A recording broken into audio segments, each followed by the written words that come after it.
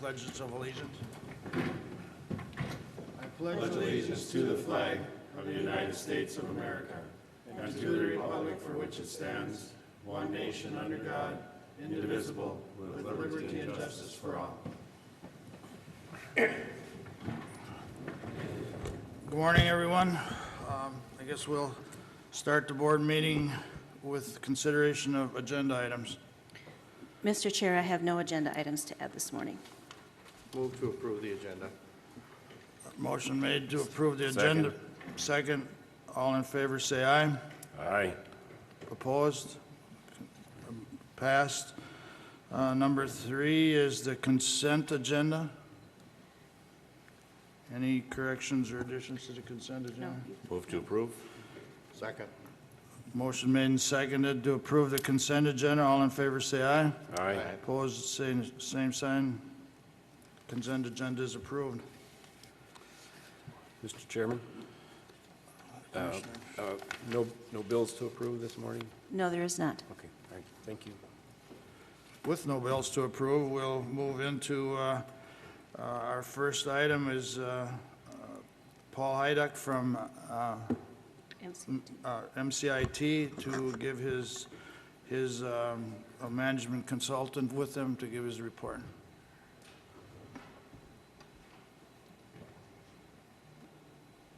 Good morning, Paul. Good morning. Good morning. Good morning, Paul. Mr. Chair, Commissioners. Thank you for taking time on your busy agenda for the 2019 MCIT report to McLeod County. I am Paul Heiduck, as you said, Mr. Chairman, risk management consultant for MCIT for McLeod County. Previously, doing this report had been Bob Gady. He was also the risk management consultant for McLeod. He retired, and I've been at MCIT about 17 months. We typically do this report every other year to coincide with the election, so if we have new commissioners or other elected officials, they can get an introduction to MCIT. So some of this will probably be things you've already heard. So as you already may know, MCIT is not an insurance company. We're a joint powers entity, so we're a public entity just as the counties are, just as our members are. And we focus on providing coverage. Could you? We focus on providing coverage and services that are tailored to our members' needs. Back in the 70s, when particularly workers' compensation was hard to find on an affordable way, some commissioners got together and said if we pooled the money that we're giving to insurance companies and paid our own claims and did our own servicing, we could handle it all ourselves. And so MCIT was born. Then in the early 80s, we added the property and casualty exposures to that. MCIT's board of directors is made up of commissioners, auditor, treasurers, and administrators, so they come from where you are, and they run MCIT the way that they run the counties and the way that you run yours. We cover 81 of the 87 counties and assorted county-related members such as SWCDs and agricultural societies.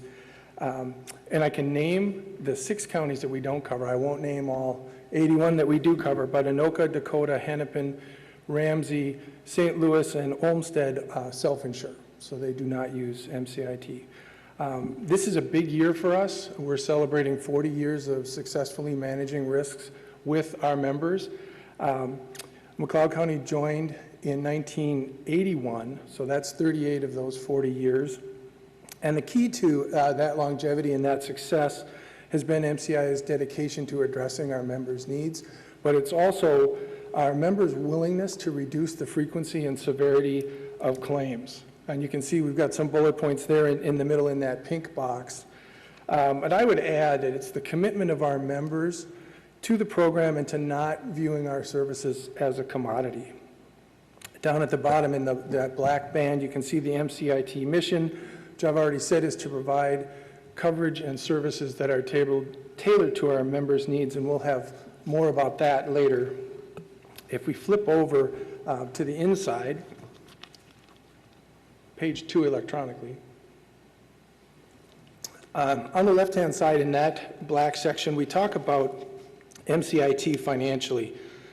And we are set up very well currently and into the future to be financially sound. And the way that we do that is by using actuarially developed rates. So those rates look at what our costs have been in the past and what we anticipate, what our exposures are in the future. So those rates are derived from the past. And they're meant to smooth out the peaks and valleys so that it's much easier to budget on a year-to-year basis, so you're not having these surprise bills that throw the budget out of whack. And since 2015, our rates have been flat or down. We're very proud of that. And if you go back farther to 2010 to current, rates have decreased on property casualty over 30% and on workers' compensation over 32%. The goal of MCIT's board is to never have to come back to the members and say, we're short. We do not have the money to run MCIT or the money to pay the claims that we have. But even with that mindset and that approach, there still are dividends. So that green box down at the bottom, that's everybody's favorite. And one thing we want to remind members is if MCIT were an insurance company, those dividends would go to the shareholders. They wouldn't go to the members, but they do in MCIT, they go to the members and to the taxpayers. And I'm not going to read all the words in the report, but I am going to read what's in the green box because I want to get it right. This is the 28th dividend that MCIT has returned in 2018, and dividends reflect MCIT's past claim experience and the performance of MCIT's investments. MCIT only issues a dividend when it is actuarially sound and fiscally prudent. Despite declining investment income and multi-year rate reductions, which we talk about above, the MCIT board announced a dividend in 2018.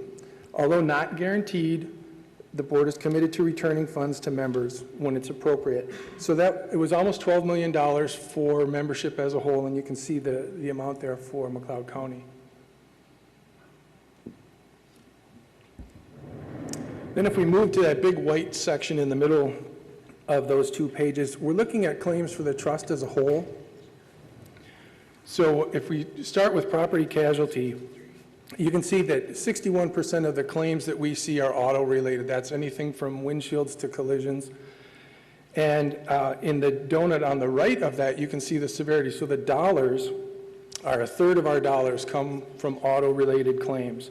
But if we go back to the frequency, you can see that the public employees liability, which used to be called public officials liability, but it does apply to all public employees as well as the officials, and law enforcement liability, those 2 types of claims are 9% of the total, but they're 36% of the dollars. So that's where there's a real opportunity to reduce costs in the area of both law enforcement and public employees liability. MCIT does not experience rate the property and casualty lines, so the rates paid in McLeod County are the same as in Sibley and Swift and Roseau and Lake. And we do that consciously so that if one county has bad floods, the trust as a whole absorbs that, as opposed to the next year the county with the flood all of a sudden having a much higher contribution. But when we talk about workers' compensation, we'll talk about how we do experience rate workers' compensation, so that your costs in workers' compensation are much more reflective of your own experience. But if we talk about the trust as a whole again, in the area of sheriff and jail operations and highway, we have a combined 51% of the claims. So half the claims are coming from those 2 areas. And if we look back 2 years ago, that was the same case. And 64% of the dollars come from those areas, and it makes sense because they're typically 24 hours a day operations, and they're often high hazard. So you would expect to see the workers' compensation claims coming out of those areas. And that's partly why insurance companies in the 70s and 80s didn't want to write municipal business. They did not want to write the counties for that reason. So then down at the bottom there in that pink box, we talk about the workers' compensation experience modification factor, which is a mouthful, so we call it the MOD. So this looks at the frequency and severity of your past claims of work-related injuries and looks at each individual member's experience versus what was expected. So the way that we come up with the expected, the actuary has a rate for every job class for every employee, and every employee is in a job class, so that it's a rate on the payroll, and you come up with expected losses out of that rate, or out of that calculation. And then they look at each individual member's experience, their actual losses compared to what was expected. So if you hit what they expected, you would have a modification factor of 1. And if you're less than 1, you're doing better than they expected. More than 1, you're doing more poorly than expected. And so the calculation of your contribution is the rate times the payroll times the experience modification factor, and we do this every year. So if we look in that red banner for McLeod County, you can see that for 2019, yours is about 1.3, so that's a little bit poorer than expected. If you look at your history, though, it's been very good. It's been less than 1 up until it was about 1 in 17 and more, quite a bit more than 1 in 2018. So it's back on the way down. The trend is heading the right way. So if you have real good claim experience because of the experience modification factor, that kind of stays with you because it's a multi-year calculation. If you have a bad year, that's going to affect you for a while, and then that year will drop off, and you'll see that your mod will go down.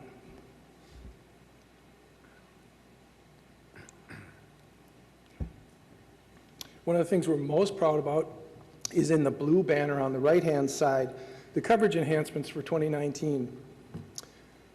We listen to the members, and the staff and the board work on ways that we can improve the coverage document, and we've got a number of them for this year. The first is data compromise and Cyber One. Previously, county limits were $50,000, and they have been increased to $100,000 with no change in contribution. And there's actually 4 different buckets of claim dollars there, each with a limit of $50,000 that now is $100,000. So you have $100,000 in each of those 4 buckets. On the builder's risk side, we increased coverage on structures from $500,000 to $750,000, and on contents from $100,000 to $150,000, again with no additional charge to members. Also on the drone area, this is an emerging risk and something that we've been looking at for several years. Previously with drones, they were covered on the liability side only for limited law enforcement uses, and we heard from members that there are a lot of other uses for drones, a lot of other places that you could use them in your operations, and so we've changed that to where any county use of the drone is now covered for liability, so that if it's GIS, highway, ditch authority, sheriff, whatever, it's all covered now. And then in the electronic data processing equipment area, we dropped the sublimit for equipment that was either in transit or at another location. And this is really important for voting equipment. So if the voting equipment was stored centrally and then moved out to the precincts at the election time, there were situations where there was too much being moved at once, so there was some uncovered potential loss there, or it could be sitting at a precinct and be above the sublimit. And we've just totally done away with that. So whatever you've got covered under electronic data processing is covered wherever you have it. So that's another big bonus. Damaged software is covered up to $100,000, and we increased the extra expense sublimit to $50,000. And then the last one is dam coverage. Previously, all dams were excluded for liability. So if there was county liability from a dam failure of any kind, there was no coverage. Now we've added coverage for Class 3 dams. And Class 3 dams are those that are deemed to have the least likely damage potential downstream of them. So, and it's all determined by the DNR which dam is in that class. And this is also at no additional charge to members. So in particular, the cyber coverage, the drone coverage, and the dam coverage, that was all things that were raised by members saying we really need better coverage in this area, and we responded to that.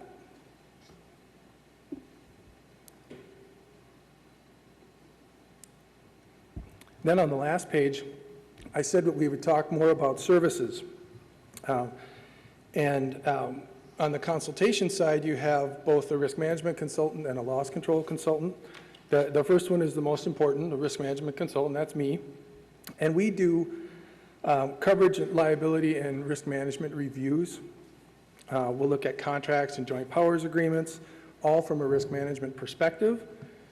And we help identify risks and point out ways to how best to manage those, because there are things that need to be done that are risky, but there are good ways to do it and not so good ways to do it. And we talk about how the MCIT coverage document applies, or equally important, might not apply to a given situation. Brian Dowdy is the MCIT loss control consultant for McLeod County, and you use Brian a lot, which is great. Kevin, the emergency manager, and Brian, they work together quite a bit.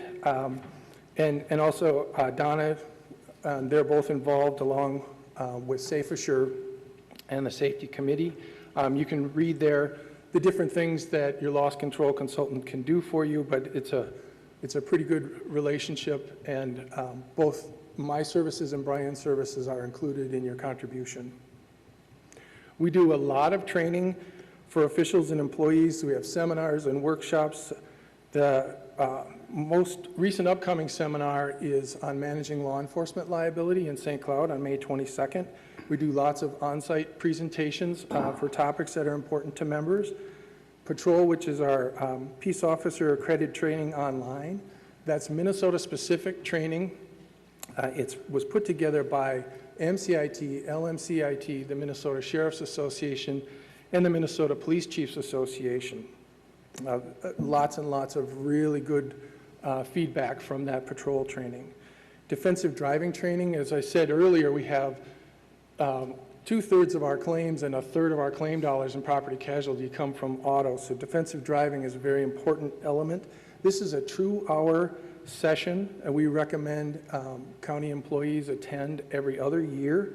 It's put on by the Minnesota Safety Council, and they're typically retired state troopers that teach it. That also gets really, really good reviews. We have lots of awareness and prevention materials, resources that have helped members save millions of dollars over the years. Obviously, there's still more to be done, and a lot of them are kind of common sense areas like slip and fall awareness, and yet we have lots and lots of slip and falls, so it's something that we can still work on. And these are written materials, posters, table tents, electronic, check stuffers, whatever method you want to use to get that information across. We try to meet people where they are, where they take their information, and we try to provide it that way. And I should mention too, if Brian were here, he would say these are award-winning, many of them. There were a couple more awards that were announced just this year for these training materials, so we're pretty proud of that. The next thing is the Employee Assistance Program. The Employee Assistance Program is provided as part of your contribution. We view it as a risk management tool. It's provided to all members, including officials and employees and all of their families. It's voluntary and confidential, and as you can see in the middle green box there, from 2015 to 2018, 46 employees indicated that using the EAP allowed them to avoid filing a grievance or a lawsuit. So that's really the proof that this is a risk management tool.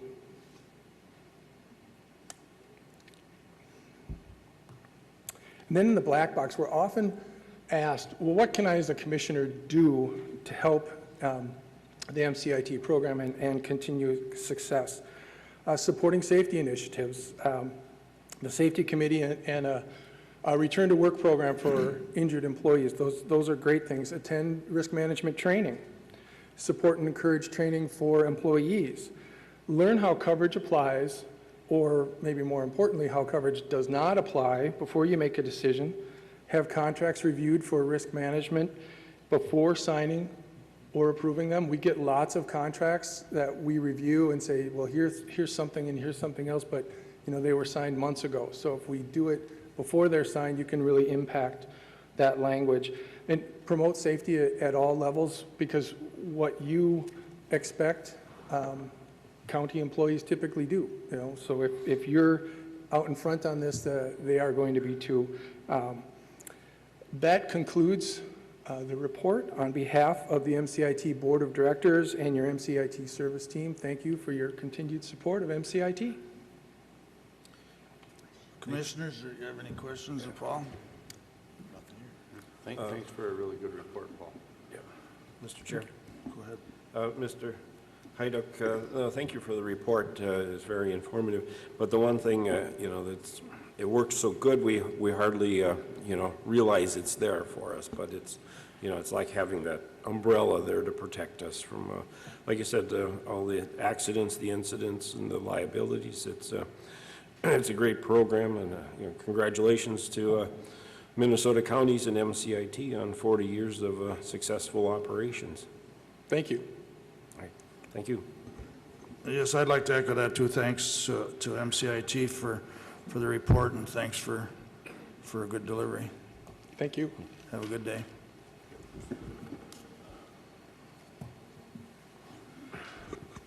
Veteran Services. Good morning, Jim. Good morning, Commissioners. I'm here on behalf of the McLeod County Veterans Association in accordance with the memorandum of agreement they have with the Board of Commissioners for requesting a purchase of an additional vehicle for the county's veteran transportation program under state contract with Midway Ford at an amount not to exceed $32,628.67 to come out of the dedicated van replacement fund. Just as a review, this is a fund that's built up with donations from riders and other organizations and maintained by the county in a dedicated fund that's only used for this purposes. More than sufficient funds in the account, and it was programmed for purchase this year. What is different is we are not directly replacing a vehicle. As in the past, we were usually replacing. This is a little in advanced. And the idea is to augment what we have. Our needs have increased with the expansion of VA treatment programs outside of the 2 VA hospitals. We now go to community-based outpatient clinics and any place the VA will send any of our local veterans. So this will give us the flexibility to go 2 different directions or to the same place morning and afternoon for the convenience of our veterans. The next program would be in about 2022 when the current van will be probably approaching 200,000 miles. Mr. Chair, if I may add, Jim alluded to there's excess dollars in this dedicated fund, and I just wrote down the number. It's $69,337 that's in this dedicated fund, so there is ample money to pay for it. Any other questions for Jim? Mr. Chairman. Go ahead. Jim, operations, now we'll have 2 vehicles on the road. As far as, fuel and repairs and maintenance, is that coming out of your budget or? Correct, Oh, okay. correct. And we've been operating that way for a while, occasionally using county fleet vehicles or using the handicap van as the second vehicle. We'll be able to not have to use the handicap van unless we actually have a wheelchair. And right now, with the way fuel prices have been, we've been under budget on fuel and maintenance the last 3 years running. So it should be sufficient without having to augment our operating expenses. All right. Thank you.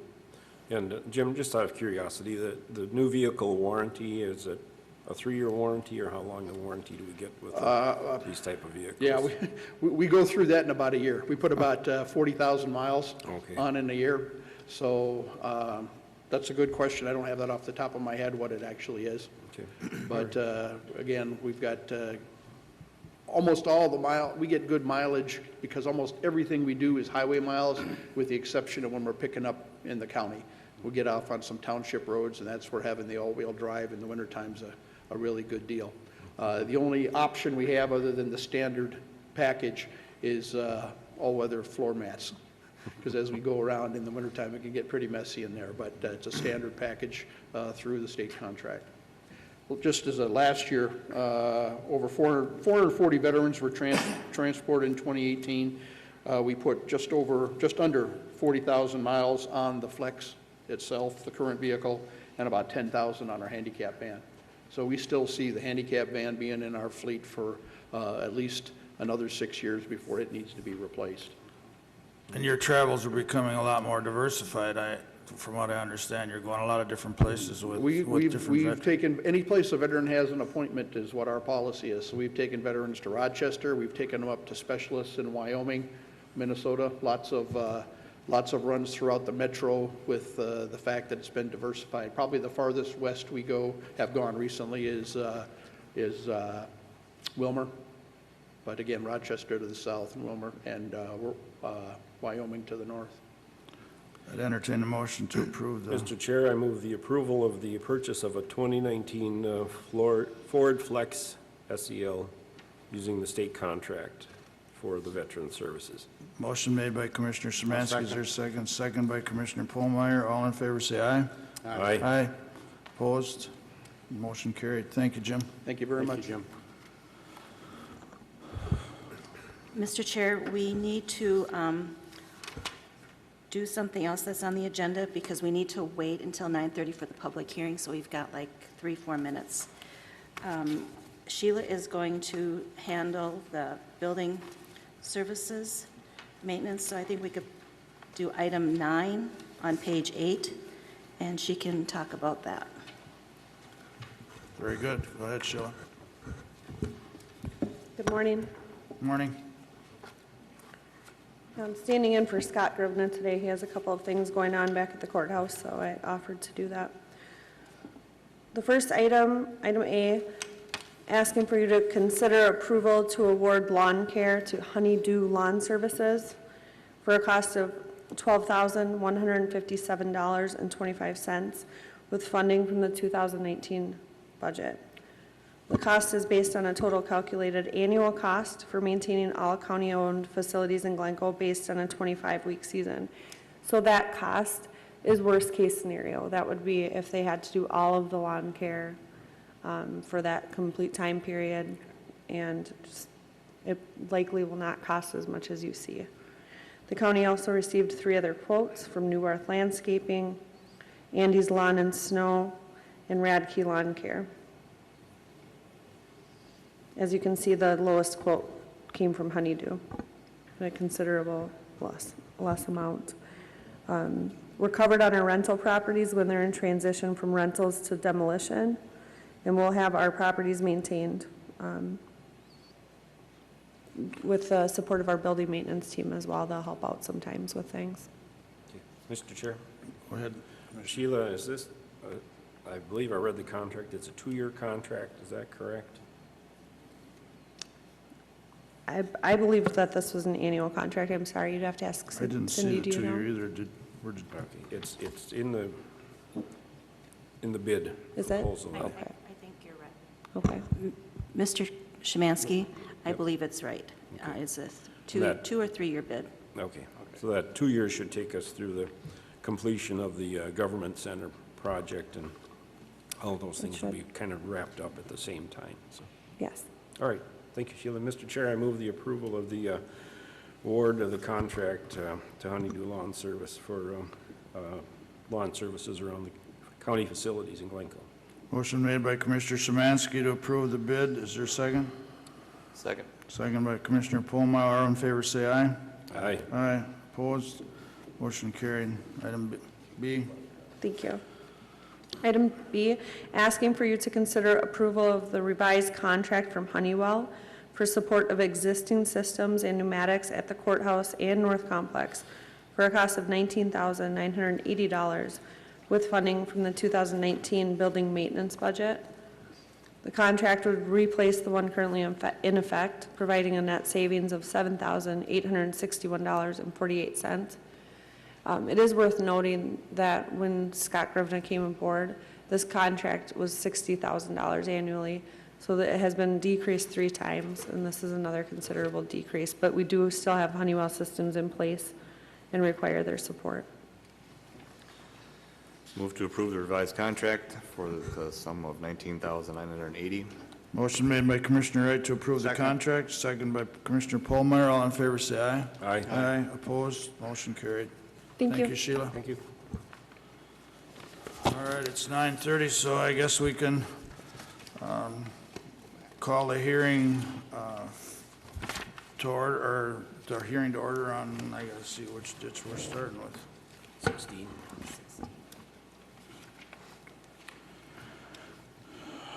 On County Ditch 16.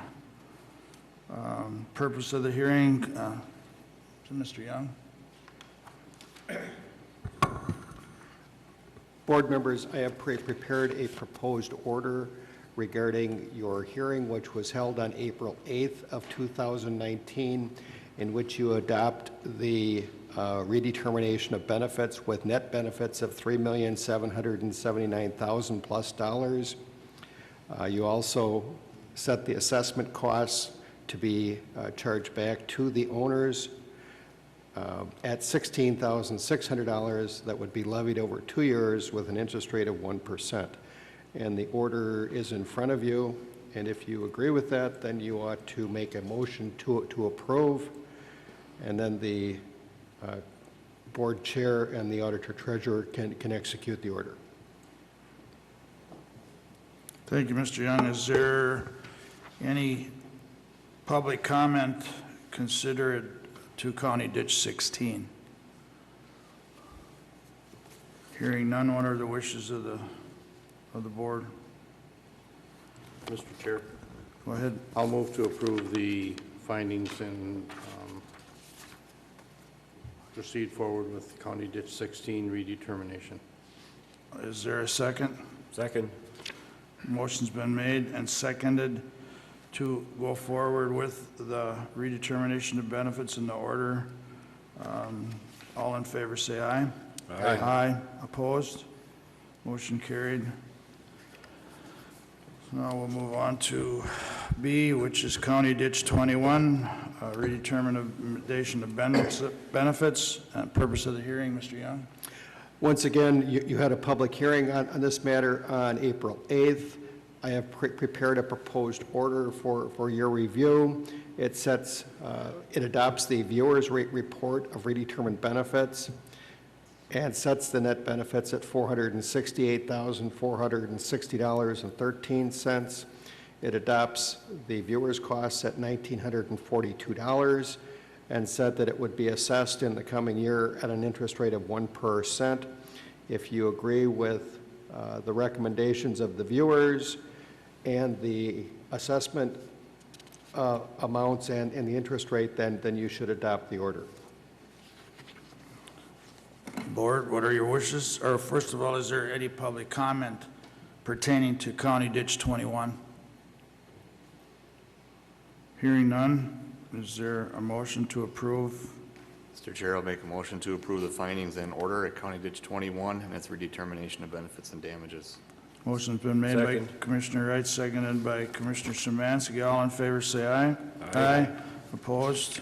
Ditch 21 is approved. Now moving on to County Ditch 40, redetermination of benefits and damages. Purpose of the hearing, Mike? Mr. Chair, the purpose of this hearing, once again, is to review the presentation that was made on April 8th, 2019 by the viewers. They provided you with Exhibit A, which proposed redetermined benefits of $1,812,000 plus dollars.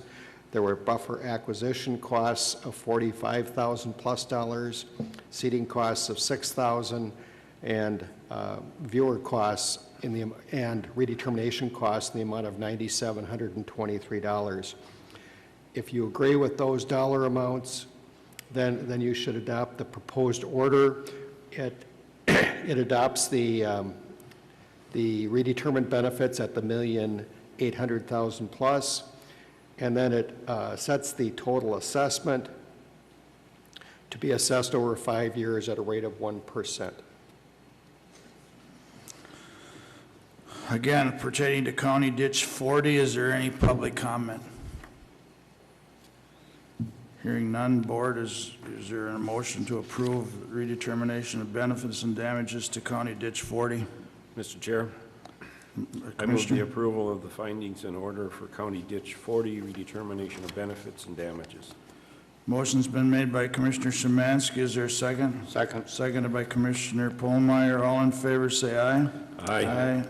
County Ditch 40 is redetermined, redetermination of benefits and damages approved. Now moving on to County Ditch number 9. JD 9. Okay, I'm sorry. Judicial Ditch 9, Consider approval of findings and order, redetermination of benefits and damages. Purpose of the hearing, Mr. Young.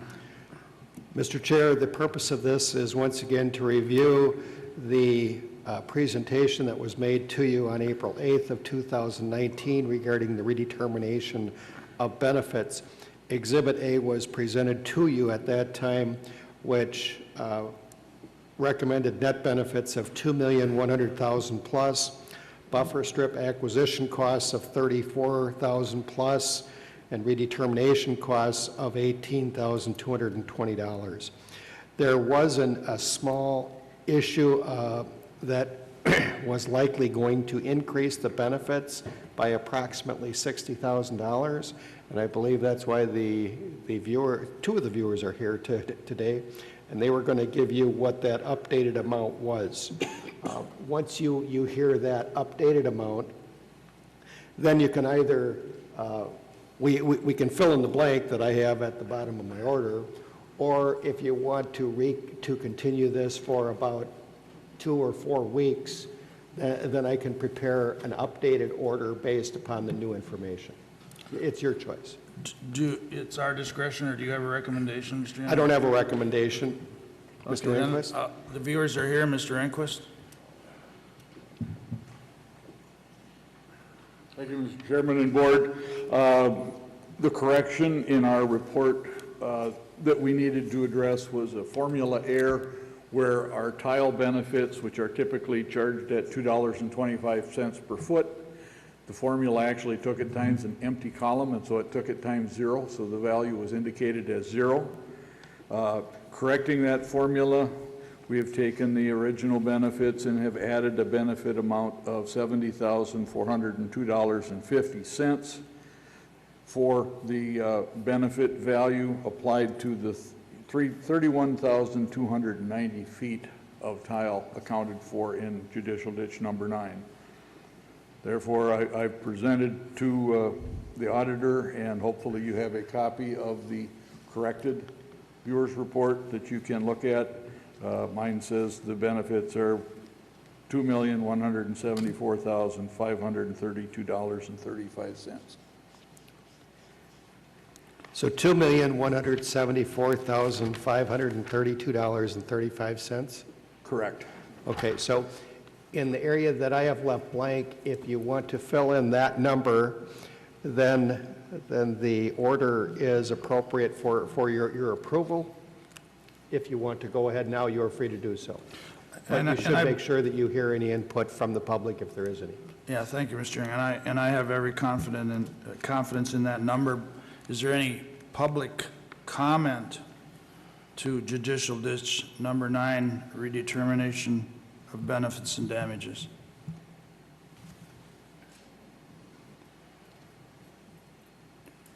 State your name and where you live. Piker. Pull the microphone closer, please. A little closer with the mic. There you I go. understand that I have two Your name, ditches. please, and where do you live? I'm Yvonne Piker. I live on 220th Street in Hutchinson, in the country.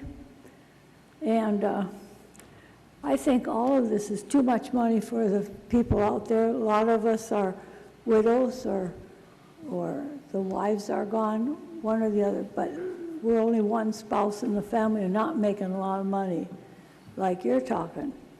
And I expect that I'm just going to trust the good Lord on getting rid of the water. And I don't want any of those ditches. I've seen kids playing around them in California when I lived out there, and there was a couple that drowned. There's no way of keeping them safe unless you fence the whole thing all the way down. And then the contamination now is getting worse every day. And the water that's going down below us, south, is being contaminated by our own city, by Hutchinson City, the sewer company.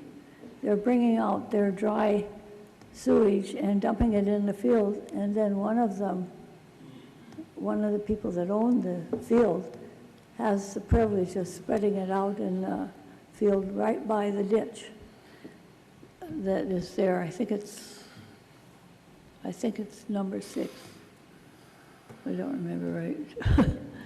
But anyway, I think that should stop, because that's not fair to any of us to be drinking that water. Ma'am, I appreciate your comments, but for today, we are dealing with judicial ditch number 9, so I'd like to stay on. That's the purpose of this hearing. Okay. But I have 2 of those ditches on us. I think it's 16 and 9. So, anyway, thank you for listening to me. Yeah, thank you for your comments. And my comment would be that we do everything we can under safety and pollution. We have the ditches already existing, and it's our responsibility to keep them in an operating manner. Is there any other public comment? Hearing none, I would actually move to approve the the findings of the redetermination of benefits and damages to judicial ditch number 9. Is there a second? Second. Seconded by Commissioner Szymanski. All in favor of approving the findings from judicial ditch number 9, say aye. Aye. Aye. Opposed? Motion carried. Judicial ditch number 9 is approved.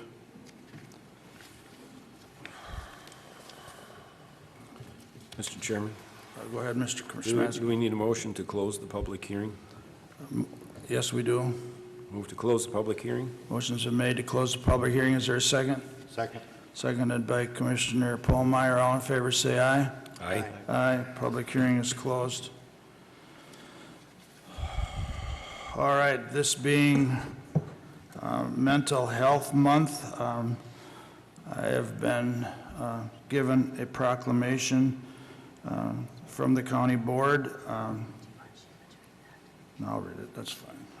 Whereas the proclamation states, whereas mental health is an essential to everyone's overall health and well-being, and whereas all Americans experience times of difficulty and stress in their lives, and whereas there is a strong research for animal companionship, humor, spirituality, religion, recreational, social connection, and work-life balance can help all Americans protect their mental health and well-being. And whereas mental health conditions are real and prevailing in our nation, and whereas with effective treatment, those individuals with mental health and other chronic health conditions can recover and lead full productive lives, and whereas each business, school, government agency, healthcare provider, organization, and citizens share the burden of mental health problems and has a responsibility to promote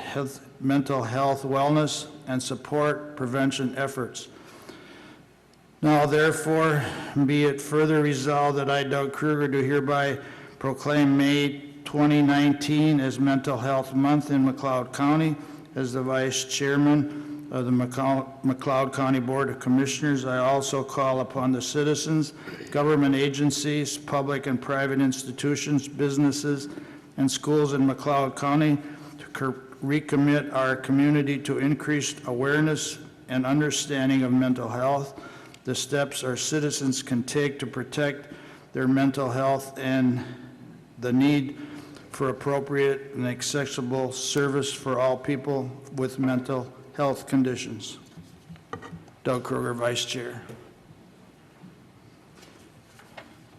Does that take a board action, or is just my? No, it's just a proclamation. Okay, very good. No action. All right, Public Health, Carrie Ward. Morning, Carrie. Thank you for having me. This was not in the packet, I apologize. So I was asked to update you on what we're doing through public health and our community health services around mental health. And you have a few things in your packet, but I'm going to discuss a little bit about the data, and this is collectively through Meeker, McLeod, and Sibley counties because we're a community health service. I'm going to speak to a little bit of my notes here, but one of the reasons why Meeker, McLeod, and Sibley focused on mental health over the last couple of years is due to the health professional shortage area that are designated by the the national government actually, that states there are shortages of either primary medical care, dental, or mental health providers in a certain geographical area. And so as we sit, Meeker, McLeod, and Sibley counties all fall under the Southwest Central Mental Health Geographical HPSA designation, meaning we have lack of access to mental health services or not enough to serve our population. So if you look at this handout that I just gave you, it is from our last community health assessment. We're currently going through a new one, so we'll have some new data by the end of 2019.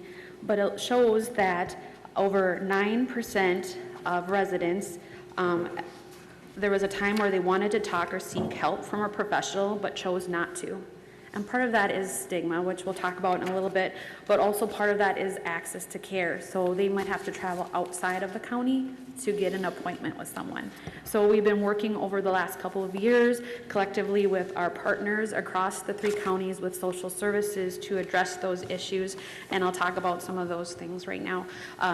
One thing I'm really proud of is we have a crisis line now in McLeod County. It's 24/7 telephonic crisis line. Social services was very integral in getting that in place, and so we've been promoting that quite a bit. If you look at the Make It Okay handout, this is something that as a community health board, we decided to work on stigma. So 1 in 5 people have some kind of mental illness, but they choose not to. It takes them over 10 years to seek help. So I have been trained as a Make It Okay ambassador. We're currently doing another training May 21st for anyone in McLeod County to attend in collaboration with Hutchinson Health to talk about stigma and learn about mental health, that it's common, that it's treatable, and people can live a productive life with their mental health concerns. So that's one thing we've been working on in the county over the last couple years. The second one is that QPR trainings, which have been huge. Tammy Dean has been integral in teaching those. If you've heard about Tammy Dean, she's part of the Walk for Life campaign in the last couple years. She has been doing those trainings since May of 2018, and it is to question, persuade, and refer. Anyone can be trained in this, so if we're concerned with someone who might be having suicidal thoughts, we can be trained in this and help them seek the professional help they need. And so that's one thing we've been doing. We've also supported their Walk for Life that they've done out at the fairgrounds last 2 falls. And we also helped with their Stories of Hope and Healing that occurred in the 3 counties over the course of January to March, as well as the big mental health provider training that occurred on April 29th. We had over 500 people attend that at the Hutchinson Event Center just in healthcare to learn about mental health and how we can help others in the community. So that's been huge. One thing I've been trained in is ACEs. ACEs are adverse childhood experiences, and this is when someone might experience trauma over the course of their childhood that can affect them in many aspects of health. And so we're finding that it could become one of the largest public health issues in the nation because it contributes to cancer, it contributes to diabetes, it contributes to alcohol abuse, many, many things. So if we continue to work on the things that support families, like our family home visiting, our postpartum newborn visits, that we're connecting with people and giving them the tools they need, then there'll be less adverse childhood experiences. So that's one thing we're working on too, doing presentations in the community about that. And lastly, we submitted a MDH, Minnesota Department of Health, getting the correct title here, Minnesota Community-Based Suicide Prevention Grant, and we're waiting to hear on that. We should hear by the middle of this month, but it is focused on our rural community and the ag community, and we would hope that we would provide more CALM trainings as well as QPR trainings along with the Make It Okay materials over the course of the next couple years with that grant. Do you have any questions for me? Mr. Chair? Go ahead, Commissioner. Yeah, Carrie, one comment I'll have along with the ACEs training.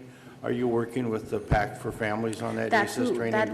That's who trained me. Okay. So I was their April 2018 cohort, Yes. and we had to do so many trainings in 2018. I think Jenny Crow, Meeker County nurse, and I did about 6, and now we're currently seeking other agencies to speak to over the course of this next year. Okay, very good. Thank you. Yes, you're welcome. Mr. Chair? Go ahead, Mike. Thank you for your report. There is a TED Talk on ACEs that is absolutely incredible. It's about 20 minutes, and if you get a chance, go on the internet and look it up. But it talks about what is happening to our children, and you see many of those through our CHIPS cases, and how it adversely affects them in later life.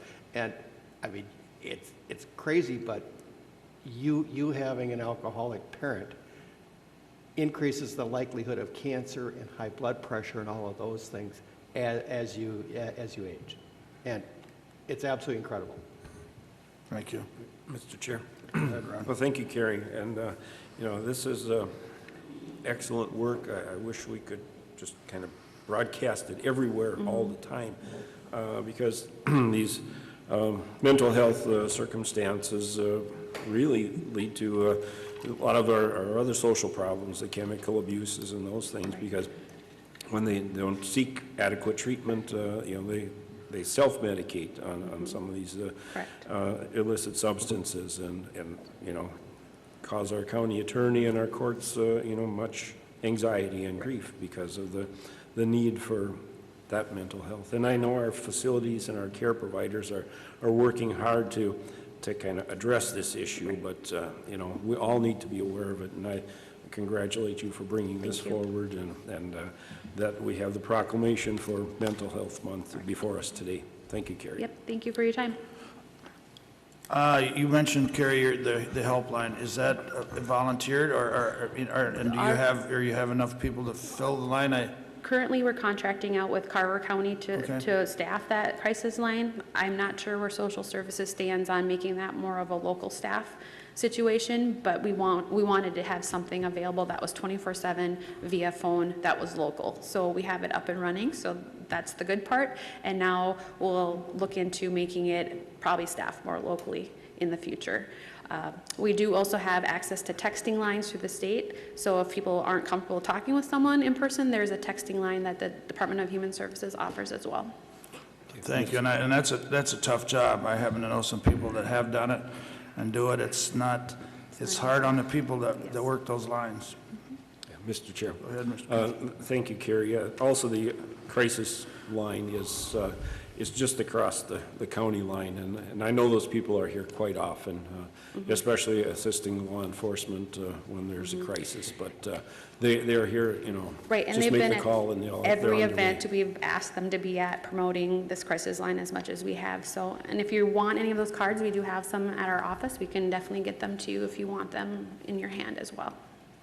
And my last comment would be that I appreciate the work with the stigma. I think that's probably one of I had to learn firsthand that it's not suck it up, Susie. There's something real to all this, and the work with the stigma of mental health. Right. If you have friends and you can actually talk about it, that's a lot of help in itself. So Exactly. Thank you. Thank you.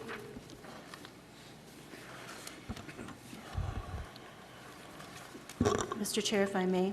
Go ahead, Cindy. The next item, item 8, is scheduled for 10:02 with the Environmental Services, and I would suggest that we wait till 10:02. So with that, would you like Go to to go through your calendars? Go ahead, Rich. I was waiting to say that. I knew you'd do this to me, Commissioner. Okay, since the last board meeting, we had a workshop, obviously, after the board meeting, well-attended, good information. On the 22nd, I attended a workshop with the OpenGov program. It was interesting. I had to cut out a little early, so I didn't get the final cost of it, but the program itself, communication between constituents and workers and so forth, looks like a good plan. At the Planning Commission on the 24th, which is going to be our next agenda item here. On the 29th, we had long-range planning and architectural review at the fairgrounds. On the 30th, I attended a Greater Minnesota Parks and Trail meeting. Good information. One of the big points that was brought out is we have our Parks and Trail program is on the regional system, which until you get to the regional system you will not get any funding for Parks and Trails. You don't necessarily get it just because you're on the regional, but that's the only way you can get it. So any changes to our Parks and Trail planning would put us back down to square one again and start all over on that, climbing that mountain of being able to get some funding for that if we so desire. On the first, we had a media executive board meeting, and on the second, I attended the Prime West meeting in Alexandria. So it brings us up to today, Mr. Chair. Thank you, Rich. Paul? Okay. We've had a couple meetings with the Budget Committee on various topics, and the MERV Committee as well. And we'll be seeing one of those issues within today's agenda. Workshop on long-range planning, and also the meeting with the architects.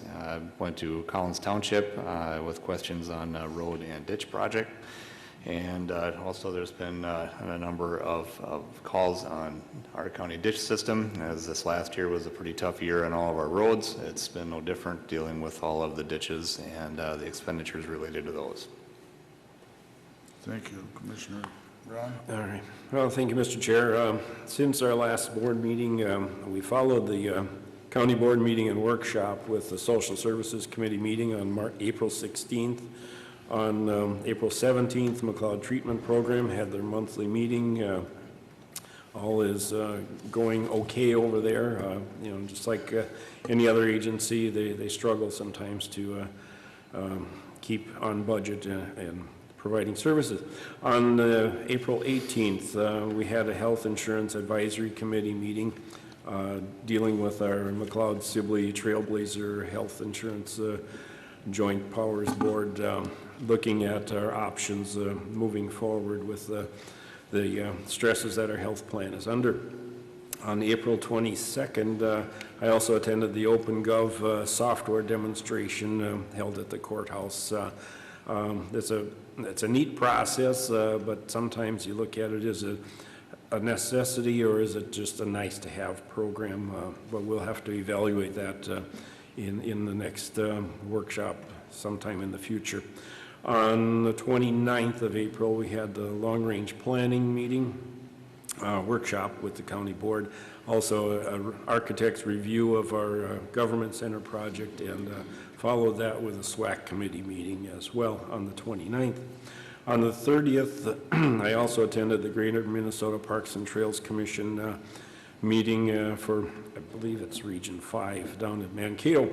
And there we heard from our neighbors at LeSueur County how they qualified their parks for the Greater Minnesota Parks and Trails Commission. And there is encouragement for McLeod County to look at including Piepenburg Park and Lake Marion Park in the Greater Minnesota Parks and Trails process. As Rich alluded to, it doesn't give us any funding, but it puts us in the lineup. If we do want to make some improvements, it gives us another avenue for funding from the legacy funds. On April 2nd, we had the Prime West Health Joint Powers Board meeting up at Alexandria. Again, we heard pretty much the annual report for statistics for 2018, and it wasn't a good year for health plans in general, and it wasn't a good year for Prime West either. But we're resilient, and we will survive and thrive in 2019. On May 2nd, I also attended the McLeod County Parks Commission meeting over at the fairgrounds in Hutchinson. There again, we talked about work plans for the county parks for this year. Improvements to the bathhouse at Piepenburg Park are completed and ready to go. We've got maintenance work to do on some of the parks, and then we did talk about the Greater Minnesota Parks and Trails Commission application process. On Monday the 6th, yesterday, we had the Supporting Hands Nurse Family Partnership Joint Powers Board meeting. Things are running really well with supporting hands. We are worked out our preliminary budget, and we're looking for no funding increase from the member counties for 2020. So we're secure that we've got adequate funds there, and we'll be doing a great job. Services are increasing, staff has been upgraded, and it's going to be a good process. Thank you, Mr. Chair. Thank you, Ron. Well, things that haven't been covered, on the 22nd of April, I did attend a transportation study here in Glencoe at the city center. We went through different alternatives for the bypasses that the state has proposed for 22 through Glencoe, some different routes around here that need work. There is a public forum on May 14th, I believe it is. Should double check. Yes, here in the city center on the 14th at 11:30. And there's a public invite for input on those bypasses, so I'd encourage people that are watching that to attend that. Also on the 22nd that evening, I attended the High Island Watershed Board meeting in Gaylord. There was among other things, a discussion on Baker's Lake. The board did approve spending and hiring Houston Engineering to do a study, long overdue in my opinion, on Baker's Lake, on what it would take to improve the lake, the flow of the water, a good starting point. And also on the 23rd, we had a budget committee meeting, just going through some of our fund balances and making sure we're on target. That evening, Buffalo Creek Watershed meeting. On the 24th, I had a HRA board meeting. Again, issues on maintenance that we covered between roofing and water, driveways, that type of thing. And on that afternoon, we had a meeting on JD8 with pertaining to the crossings that need to be replaced with Houston Engineering. And let me see. And I also went out onto JD8 with some of our staff to review some tree removals with some landowners. Houston Engineering is going to go back and do some staking, and we'll go from there. On the 29th, I also attended the long-range planning, the architectural review, and a short budget meeting that day in Hutchinson. Yesterday, I had an MRC board meeting, a go-to-meeting type forum, which, by the way, are going really well. It's going to save us some money that we're improving all the time. It's just about like being there, and it's working pretty well. The interaction thing is improving, so we're able to conduct a very profitable meeting. And then yesterday also, we had a short MRF meeting in Hutchinson, just updating on what's going on there. That brings us to today, so now I was going to say thank you, Mr. Chair, but I guess I can't do that today. So we'll move to Environmental Services. Mark.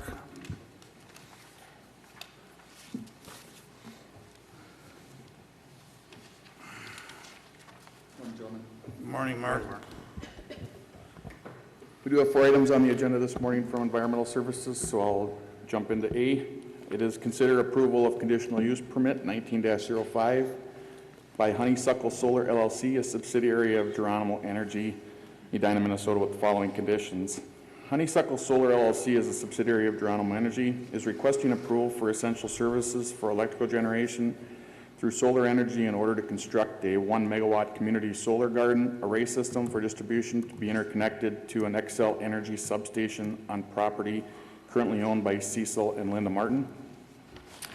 This project is located in section 36 of Winstead Township Geronimo is working with Ryan Freitag, our McLeod County Soil and Water Office, and locating impacts to wetlands. The Winsted Town Board did recommend denial at their April 11th, 2019 regular meeting due to not being fully versed with solar power. And the Planning Commission, McLeod County Planning Commission recommended approval on April 24th, 2019 with the following conditions. A bond or letter of credit in the amount of $25,000 per megawatt. The surety shall be provided to the Environmental Service Office prior to any permits being issued. B, the applicant shall restore this site to its original and natural state once the solar facility is no longer in use. C, the contractor's proof of insurance during the construction of the facility shall be submitted to the McLeod County Environmental Service Office prior to construction. D, the contact person and phone number for weed control and other concerns will be filed with the McLeod County Environmental Service Department, and there shall be a placard posted at the entrance and visible from County Road 9 naming a contact person with phone number of the current owner. E, the landscape buffer plan shall be used that was created by Novel Energy for McLeod County Conditional Use Permit 18-10 and shall be installed by Geronimo Energy prior to the construction of the solar on the north boundary of the solar garden. That would be the Highway 7 side. The landscape buffer on the west side will be approved by the McLeod County Soil and Water Conservation District and the McLeod County Environmental Service Office to match the Andromeda site adjacent to the south, and that is on the west boundary along County Road 9. A vegetative plan that is similar to adjacent solar gardens will be approved as a pollinator-friendly vegetative plan. F, agricultural fencing with 2 strands of barbed wire shall be installed for site security and safety. G, the applicant shall meet all National Pollutant Discharge Elimination System, NPDES for short, permit requirements if required, and that is a state permit. H, applicant shall preserve the existing drainage tile and repair if any tile are broken. Repairs shall be performed by a drainage contractor.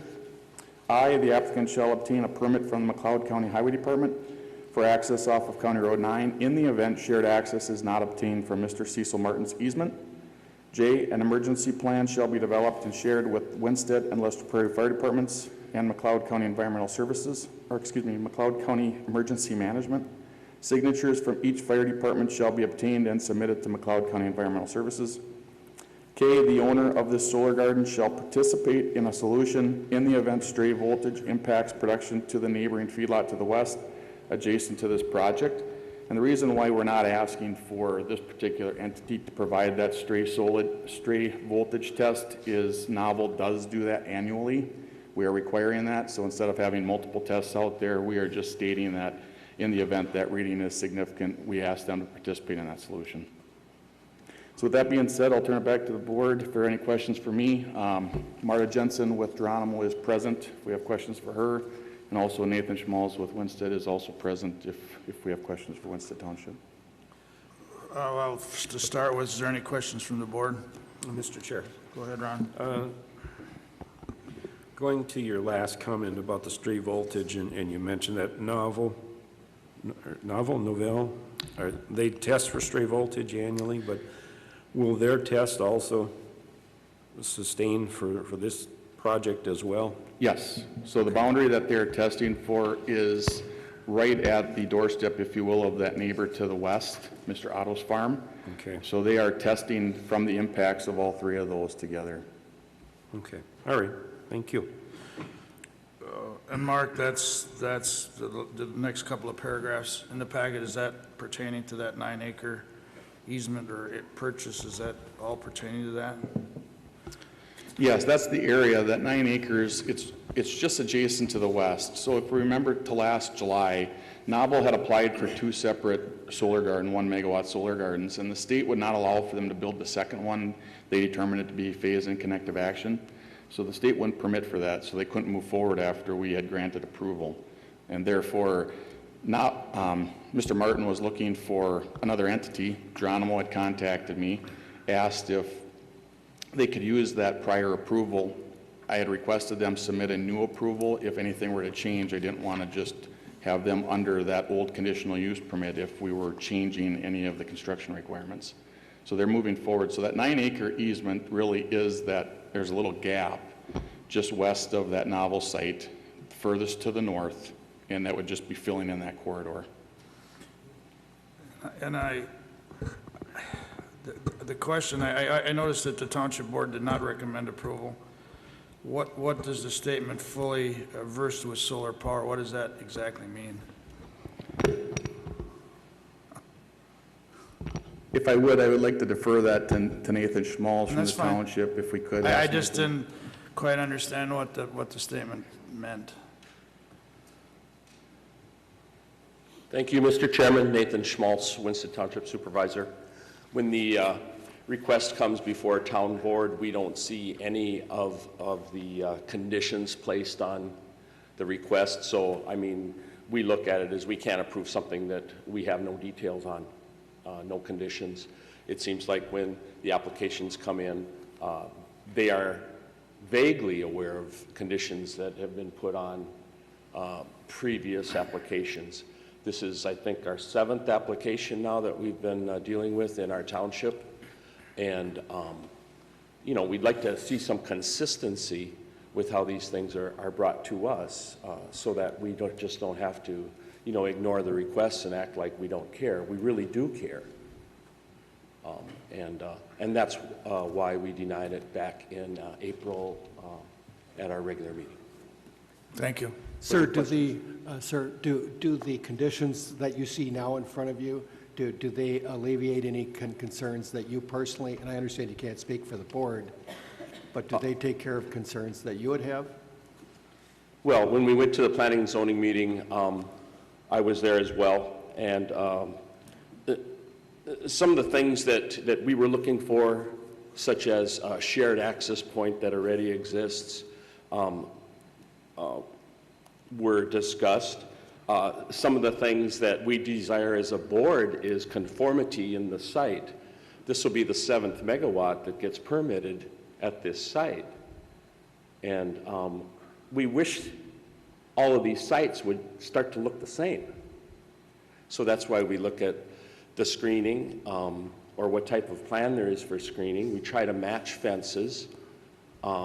We try to reduce the amount of poles that they're using at these sites. It seems as though the first site that came in, was something none of us had ever seen before. But now that we've seen other sites come in and go up, not just in our township, but also to the township in Carver County to the east of us, we can see that they don't need to use poles or get by with a minimum amount of poles.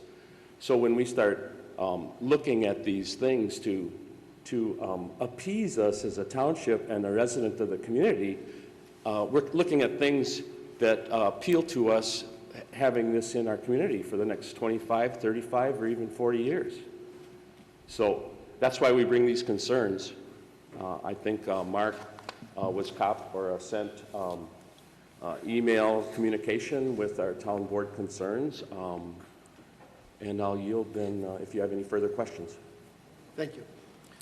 I have no questions, but I thanks for what you're doing. I share some of them same concerns, and I think it's probably beneficial to all of us to keep those in mind. Mr. Chair. Go ahead, Ron. Thank you, Mr. Schmalz, for coming to us this morning. With the conditions that we have, as our county attorney had requested, if this information was in the application when it was brought to you, do you think the town board would have ruled differently on this process rather than denying the request, that you would have looked more favorably on it?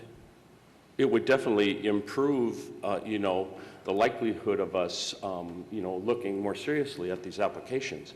And I know Mark is coming with some good ideas, some good changes. And I mean, I hope that we can get kind of our game on before this is over. I mean, I believe we'll have more applications coming before us. It's not the last one. So I'd like to, make it so it's less questionable for all of us as we see new applications coming in. And I think Mark's got some great ideas on how to keep some of these sites in compliance. We already have trouble with compliance on some of the installations that went in last year. We're wondering who's enforcing, who's looking at these. So I think, you know, Mark mentioned pre-construction meetings, post-construction meetings, emergency management or emergency services training. I don't think we've seen any of that on any of the solars that we approved last year. So we're still waiting. But like I said, Mark is, I think, working with that and trying to improve that situation for all of us. Further questions? Thank you. Thank you. Is there any other public opinion? State your name, please. Thank you. I'm Marta Jensen. I'm a permitting associate with Geronimo Energy, representing Honeysuckle and our landowner. We understand the township's concerns, and we're happy to meet a higher level of accountability and communication with them. We are meeting their concerns that we feel we are meeting their concerns as far as consistent aesthetics, as far as the landscape buffer along the north and the west, and similar fencing. We are working on securing a shared access agreement with Novel. We were pursuing an avenue of using Cecil Martin's existing shared access that Novel granted to him, and he has the ability to assign that to whomever he pleases. Unfortunately, that easement doesn't allow for improvements to the existing road. And per Excel Energy's requirements, they must have a road to, come up to all of their equipment. So right now we are working on reaching out and beginning the conversation with Novel of negotiating a shared access agreement for the project. Thank you. Any other questions to her from the board? Thank you. Thank you. Mr. Chair. Go ahead, Ron, or Rich. I sit on the Planning Commission board, and we take, at that board meeting, recommending the approval to come to this board. I think everyone on that committee takes all the ideas and proposals very seriously, and we are considering, and we do try when the proposal hits to our board here as a commission that we are basically consistent with most of our proposals. We realize that every entity has its own little twist on item A, B, or C, whatever that may be, but the recommendations from that board generally come very consistent from the proposal for solar energy from parcel A to parcel B, whatever. So with that, I will recommend we approve this conditional use permit. Motion's been made to approve the permit. Is there a second? I'll second. A second. Is there any discussion? I do have a little comment that I'd like to make.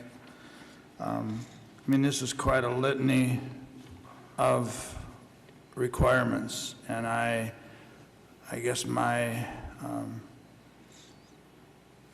view would be that we take these seriously. I mean, we don't just sit up here, and I don't think the planning committee just goes through motions and puts down requests that are never followed up. I don't think Winston Township obviously is getting more solar gardens than a lot of other people, and what I heard today is pretty much a reasonable request to have a uniform site. I mean, it's always the stigma of not in my backyard, but I mean, if we make them look like something, I think that's a reasonable request. I mean, obviously, alternative power, that genie's out of the bottle. We're gonna continue to have it, but I guess I'm gonna try to keep it in my little memory bank that these requirements are followed. And I don't think we're doing anybody any favors if we don't make sure they're enforced. Okay. Mr. Chair, Ron, go ahead. do we have a second on that motion yet? Yes. Okay, all right, sorry. The other question, Mark, I'm just kind of reviewing the sketch plan here, and will the alignment of the panels in this new garden be different than the alignment of the panels in the previous gardens out there? They have discussion in regards to whether or not the Geronimo Energy is the originator. So the entity that will actually construct, they haven't determined whether they're going to use a fixed panel or an axis rotating panel. Okay. So to answer your question, I can't 100% tell you yes. Okay. The attempt will be made. That's what we require screening for. One of the things that Mr. Smalls was referring to is a lot of these standards that were on prior conditional use permits. I've taken time this last winter to try to consolidate as many of those as I can and create some consistency. Okay. The issues that we have with solar, we can put a boilerplate condition packet together that we can send out to our townships that see these, but it's not going to cover everything. So every township has a little bit different requirement of what they would like to see for these, and the geography is not the same.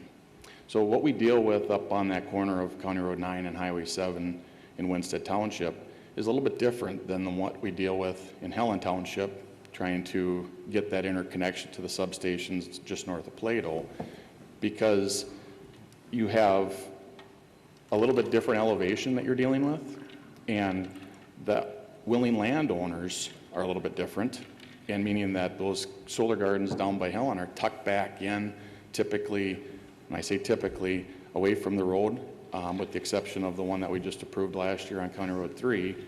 And the screening blends a little bit because there's a little bit more densification in regards to the trees. And so we work with the area and we try to apply the conditions that best fit that area so that it doesn't create a disturbance or a nuisance to the neighborhood.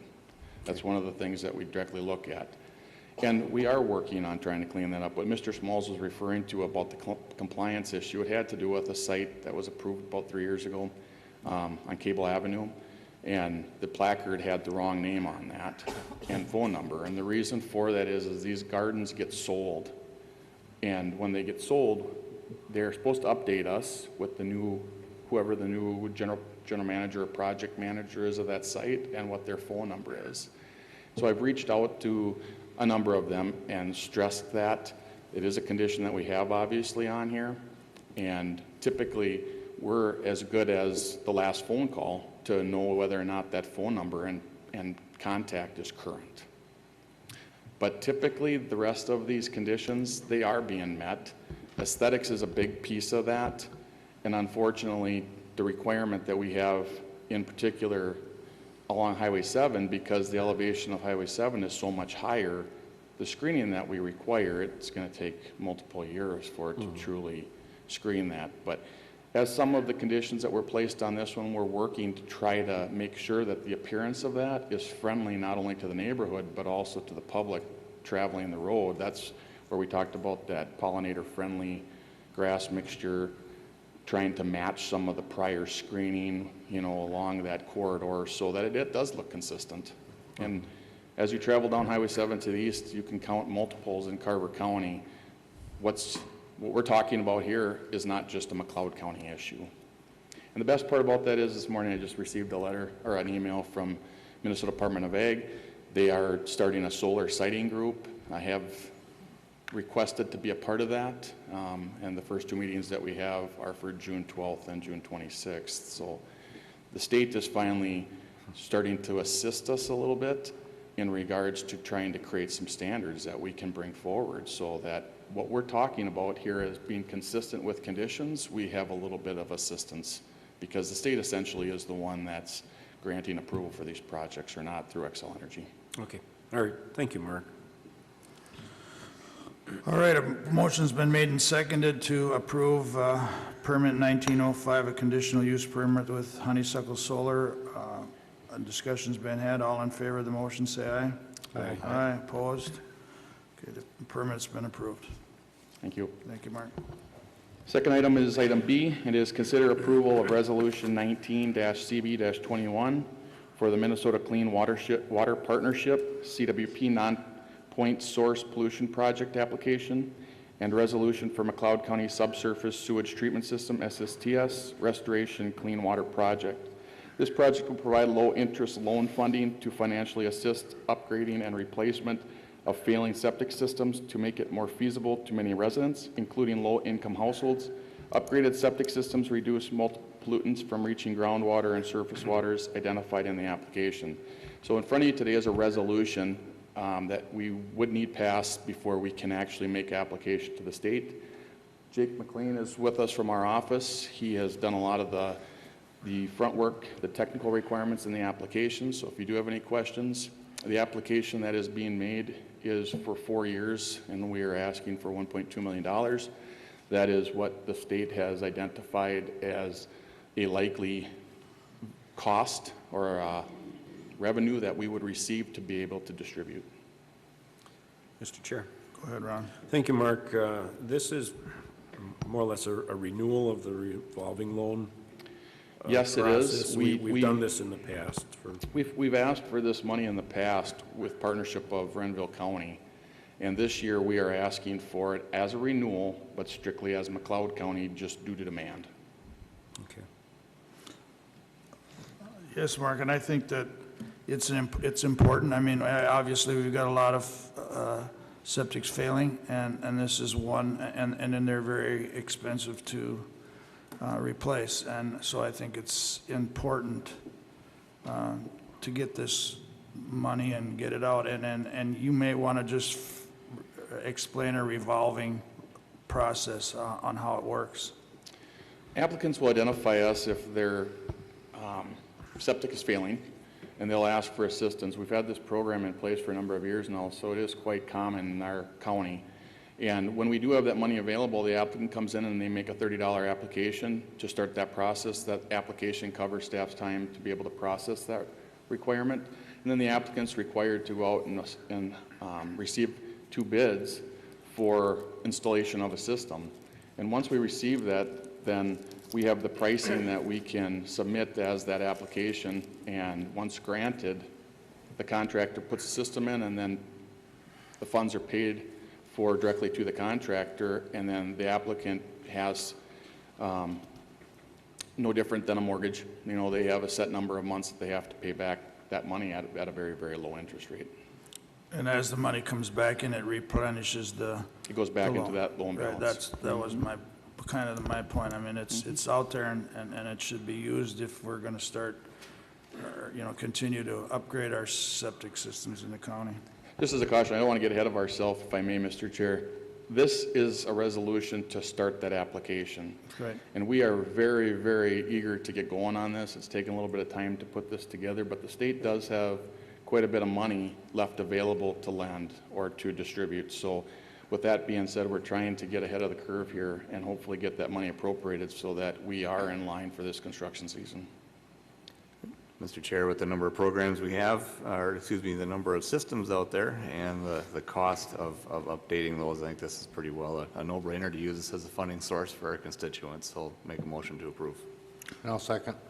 Motion's been made by Commissioner Wright and seconded by Commissioner Polmeyer to approve Resolution 19-CB21. All in favor, say aye. Aye. Opposed?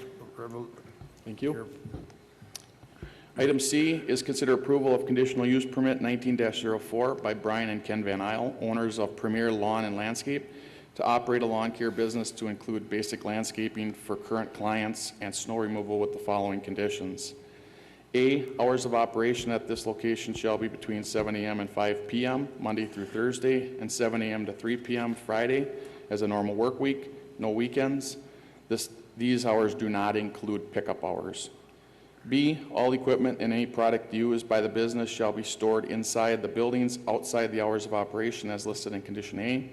East building will be utilized for maintenance, repairs, and in-season storage.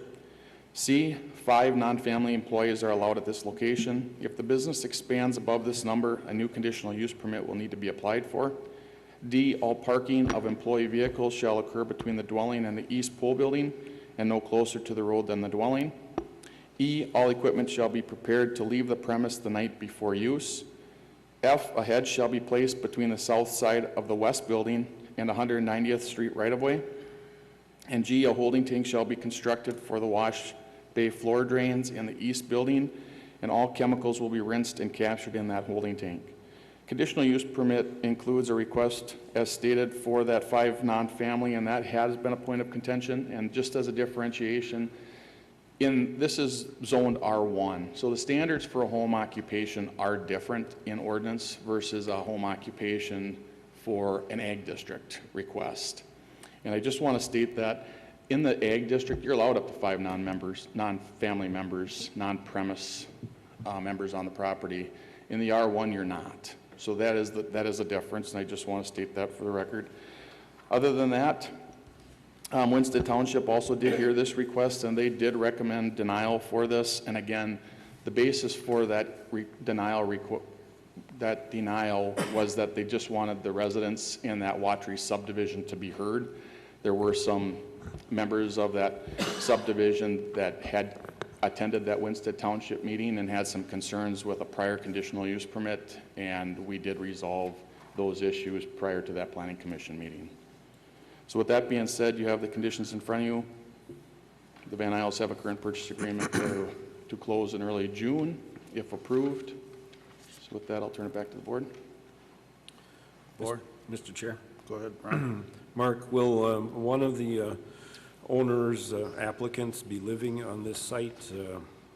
Will it be owner occupied or as opposed to an employee occupied or a rental? Yes. Ken Van Isle will be residing on the property. Okay. All right. I'm just intrigued by the hours of business in terms of, lawn care and snow plowing.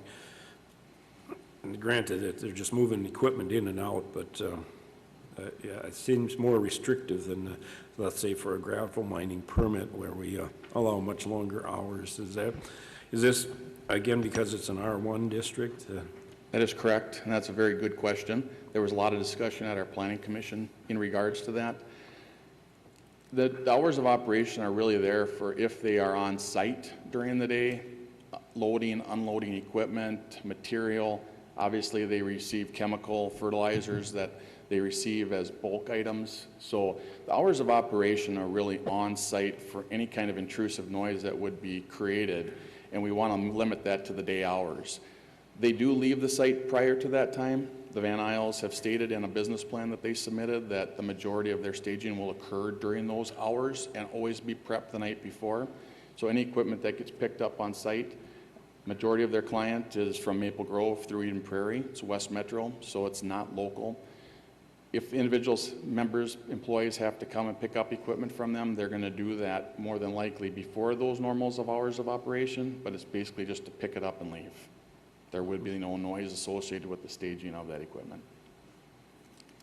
I did notice also the amount of restrictions, and I understand it a little better now than I did when I read through it, because I would think we should encourage businesses to flourish, and I think you covered it for me. So, board. Mr. Chair, I move approval of this building permit. A motion's Conditional been use permit, excuse me. made by Commissioner Polmeyer. Is there a second? Second. Seconded by Commissioner Szymanski. All in favor of approving conditional use permit 1904, say aye. Aye. Aye. Opposed? Permit's approved. Thank you. And then item D is consider approval to terminate the material recovery facilities operation service contract with Green Forest Recycling Systems LLC on May 17th, 2019 at 5 p.m. The McLeod County Board of Commissioners authorized McLeod County Attorney Michael Young on April 16th, 2019 to provide Green Forest Recycling Systems notice to discontinue the material recovery facilities operation service contract. Jeff Grunwald, Green Forest Recycling Resources LLC, acknowledged receipt of the notice on April 24th, 2019, and requested the release of Green Forest Recycling Systems LLC from the above stated contract at the close of business on May 17th, 2019. Mr. Young responded to Mr. Grunwald on April 30th, 2019, stating that the McLeod County Board of Commissioners received the above information at a workshop on April 29th, 2019, and that an official request will be made to the McLeod County, excuse me, and an official request will be made by McLeod County Environmental Services to the McLeod County Board of Commissioners on May 7th, 2019, requesting termination of said contract. And the only comment I have to that is we are in no way, shape, or form planning to close operations at the MRF. We have dealt with a lot of those phone calls. The MRF will continue on. I don't want to say a status quo, but we'll continue on with very little disruption, if any. So with that being said, we are asking to release them, and we are in the process of working on a vendor replacement. Move to approve. Motion's been made by Commissioner Wright to terminate the contract with Green Forest. Is there a second? I'll second. Seconded by Commissioner Polmeyer. All in favor, say aye. Aye. Opposed? Motion carries. Thank you, gentlemen. Thanks, Mark. We've done number 9, so we're moving on to number 10. John? Cindy, you might want to, there's an order change here, so Mr. Chair, there is an order change on the items listed on your agenda, item A through item H. John will let you know which item he wants first and next after, so on and so forth. Yeah, we should take item H before item A, so if we could jump to item H. So item H is consider an approval of an agreement, cooperative construction agreement with Renville County for construction of state projects 065-620-12 and 065-36-1. Those are rehabilitation projects in Renville County on County Road 20 and 36. Those projects are going to be tied to our construction project SP 43-608-13, which is the rehabilitation project on our County State Aid Highway 8. That's southwest of Hutch. That goes from County Road 115 over to Renville County, and then do those two adjacent roads down to Renville County 11. That project will be bid June 11th. any questions for the board? I'll entertain a motion to approve this agreement. I'll make that motion to approve the Second. seconded by Commissioner Szymanski. All in favor, say aye. Aye. Aye. Opposed? Now, I guess Motion carries. if you want to jump back to the beginning, we can start with A if you. You're driving the bus, John. There's too many there for me to. Okay, so item A is then related to that project. We would like to hire Bolton and Mink out of Mankato, Minnesota to do project management, inspection, and testing on those same projects. Renville County SP 65-620-12 and SP 65-36-1, and then our rehabilitation project on County State Aid 8, which is 43-608-13. Rehabilitation, or the funding for those will come from our highway budget, and the funding related to the Renville County portion will come from Renville County. Given our current workload in McLeod County, Renville County, we don't have enough in-house staff to perform the work on those. So we'd like to hire them. Costs are based on hourly rates and individual testing rates with an estimated fee of $77,936, which that's for all three projects. Mr. Chair. Go ahead, Ron. John, Renville County will reimburse McLeod County for their Renville County-related work. In essence, we're the fiscal host on this project. We're going to pay all their bills. Correct. We're performing the bids. We're doing some of the upfront administration, which is, it's not much involved. We do have in our clause in our agreement to Renville will reimburse us for any administrative fees that we think are applicable to that, which will maybe amount to horse trading some material or work. We've shared equipment resources with them off and on, so I don't anticipate that amount to be large. Thank you. That was my concern. Thanks for addressing that. Yeah. And that would be my question, John, too. Is this something you're doing? I mean, does Renville does it with us too, or I mean, is this something you're used to doing, or? It's something we've done joint powers agreements mainly with our cities in the past. And we have agreement with Wright County for the maintenance of the common road up there. So we've done similar agreements in the past. And other counties certainly do, the roads that share a common line, when they're getting fixed, there's agreements back and forth for those. So it makes sense to do it for here and to get a bigger bang for our buck with the bids and everything. Okay. Mr. Chair, you also get the benefit of having a bigger project that is going to gain better prices and probably better bidders or more bidders. Thank you. Thank you, Mr. Chair. John, who's got the bigger stake in this project? Is it Renville County or McLeod County? Our portion is a little longer. Okay, Not by much, but a little bit. okay, all right, thank you. Board? Mr. Chair, I'd move to approve this project. Motion made by Commissioner Polmeyer to approve this project. Is there a second? Second. Second by Commissioner Szymanski. All in favor, say aye. Aye. Opposed? Motion carried. Item B, we'd like to consider hiring Bolton and Mink out of Minneapolis, same firm, different group, to perform bleacher inspections at the fairgrounds. The rate for that would be not to exceed an amount of $3,500, and what funding coming from the fairgrounds. So by statute, we have to have the bleachers, the grandstand. Those have to do safety inspections every 5 years, and then they get a structural analysis every 10 years. So we'd like to hire Bolton and Mink to do the safety analysis for the grandstand and then the 2 portable bleachers that we have there. And then from that recommendation out of there, I think we'll be coming back to the board to do the structural analysis next time around. So this would just be for the initial safety inspections of those.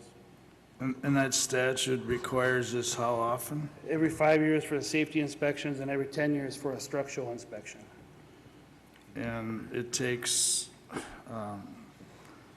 obviously, I get the liability involved here, but it takes a firm of that statute to do Yeah, this? this individual is in their structures unit with Bolton and Mink. He's a structural engineer, bridges, trusses and similar items. It's something out of my league. I wouldn't put my stamp on it. No, I get the part, but I'm curious to, Yep. Yeah, Mr. Chair. go ahead, Ron. John, did you mention then that the structural analysis will also be coming up this summer as well?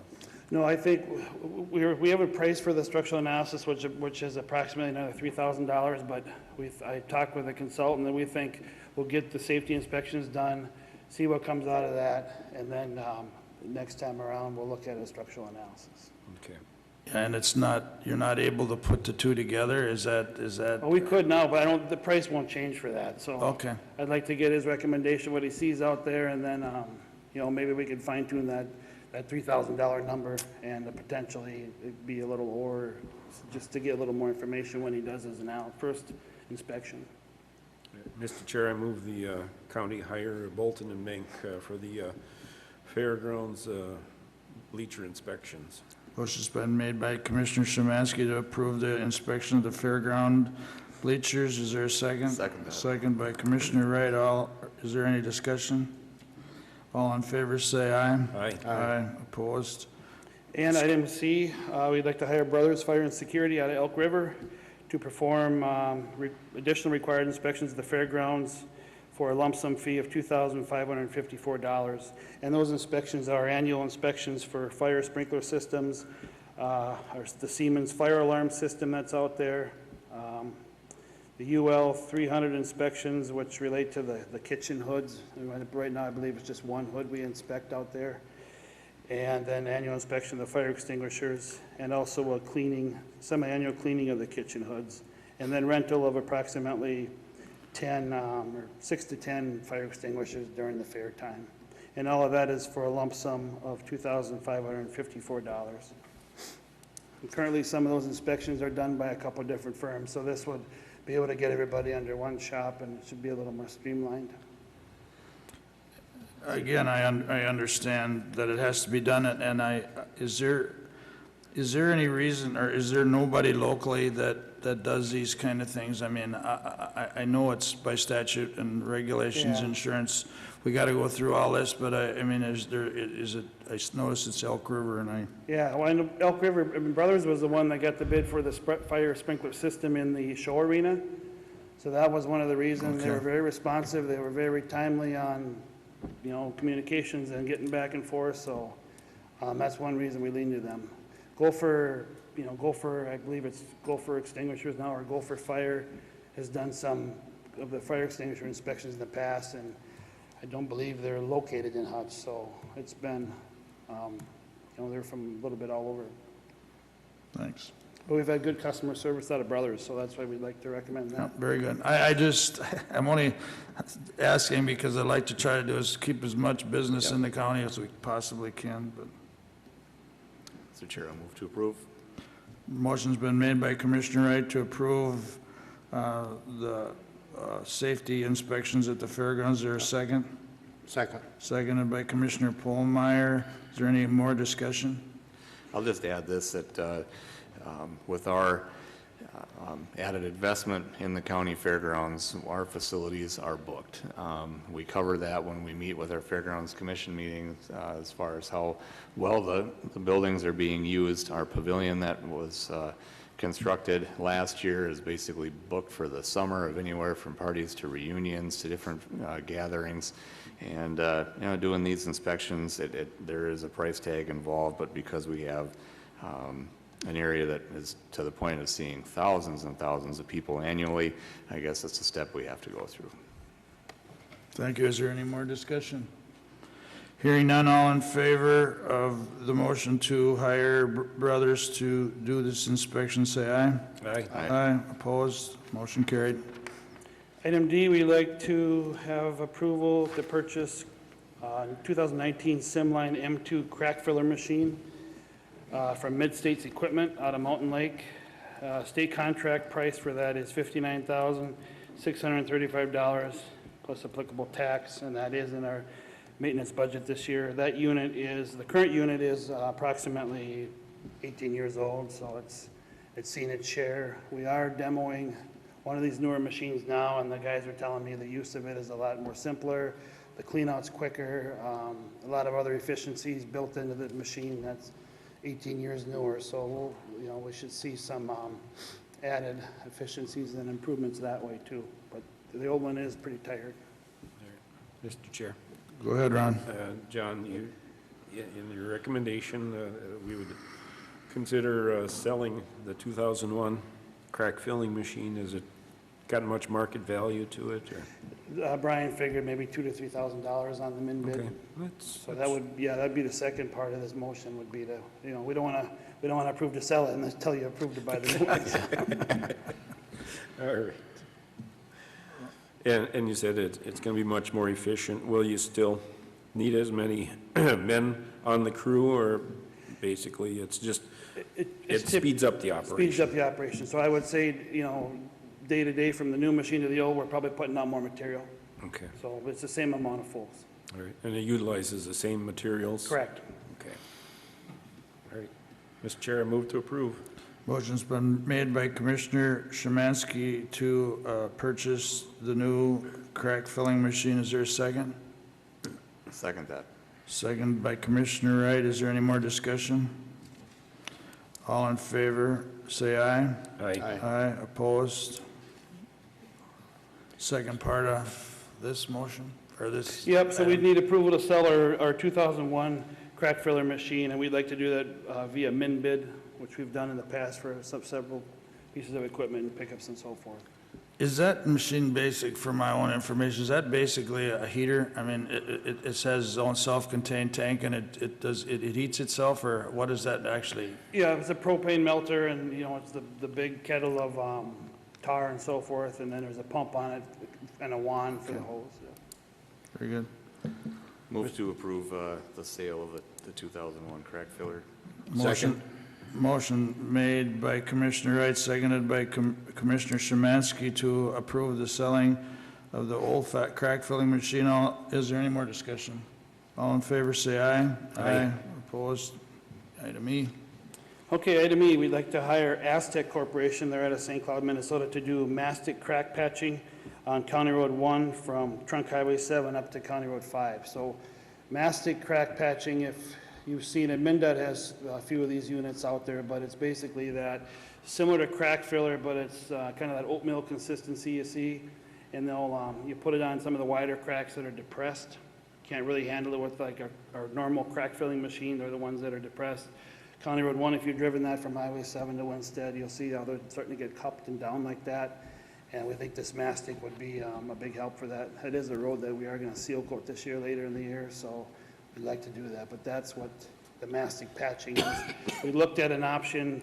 They currently have a combo unit with mastic patching that'll do that material as well as a normal crack filler material, but their vendors are saying the machines aren't quite there yet for production rates and everything, so.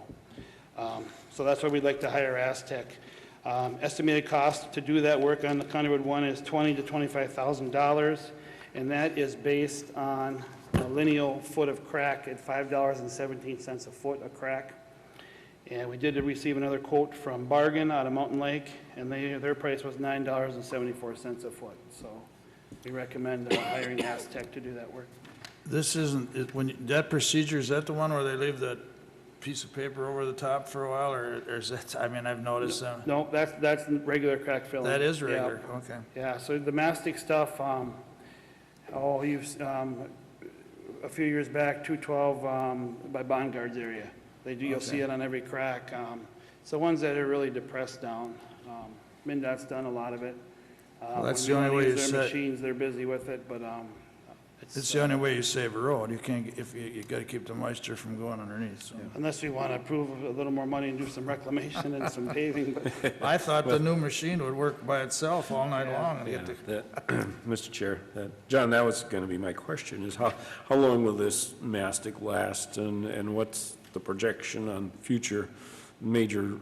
yeah, so we'll do the mastic patching on, do a seal coat, and our seal coats are typically, every 7 to 8 years. I would like to do something on that County Road 1 and that stretch, the stretch to the south for that matter too, probably within that 7 to 8 years. Those roads are getting tired, so hopefully this little minor Band-Aid to keep it going until we can get a bigger fix program.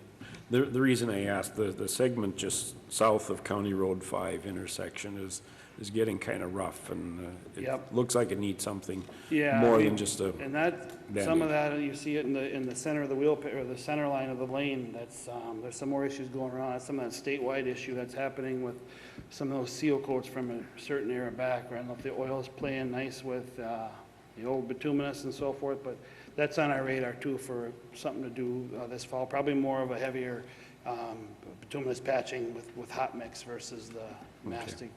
Okay, all right, thank you, John. Any more questions for John? Because I'd entertain a motion to. Move to approve the contract with Aztec Corporation for mastic crack patching. Motion's been made by Commissioner Szymanski to approve the contract with Aztec. Is there a second? Second. Second by Commissioner Pohlmeyer. Is there any more discussion? Hearing none, all in favor say aye. Aye. Aye. Opposed? Item F. Item F, we'd like to hire Braun Intertech out of St. Cloud to do concrete paving inspections on our reconstruction and rehabilitation projects this summer at a cost of $52,593 estimated cost. Those are the reconstruction projects on County Road 3, 60330, 60331, and then on County Road 15, 61514, and then 61515 is the concrete overlay from County Road 3 up to 22. Those costs, like similar to the previous inspection costs, are based on hourly rates and individual test rates. Actual costs depend on the contractor production rates, weather, and so forth. But again, the estimated fee for that is $52,593.